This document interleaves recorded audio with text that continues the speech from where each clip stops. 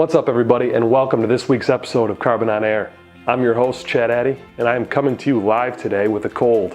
But who really cares? We're going to run with this anyways. Today, I want to talk to you about being different in a world that demands we be the same. Each and every one of us goes through norms that a previous generation set for us because that's what we're taught to do.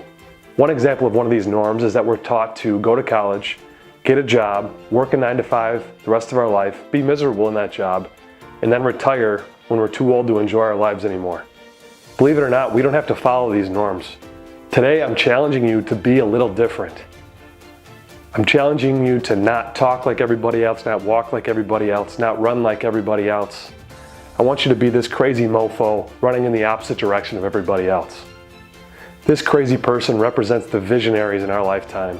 The Jeff Bezos, the Steve Jobs, the Elon Musks, the people that weren't satisfied with following the norms of everybody else before us because they knew there was a better way.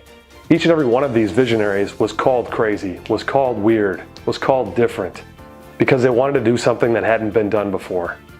Each and every one of us has that crazy side. The problem is most of us don't use it because we're told to follow the norms that were set before us. Because at the end of the day, what makes these other runners correct? What makes them an expert on life? Why should we follow them when we can create our own path? So which one do you want to be? You want to be the boring person that just follows everybody else? Or do you want to be that one visionary that goes against the grain and makes an actual impact? I will tell you that I'm that crazy mofo going in the wrong direction. I may not be running as fast as those visionaries that I mentioned, but I'm working towards it. That's it for this week's episode because I need to get some rest. So I hope you all can join me again next week, Wednesday, for our next episode of Karben on Air. But until then, keep doing what you love, be different, and I'll see you next week. Peace. This is Karben on Air with your host, Chad Addy.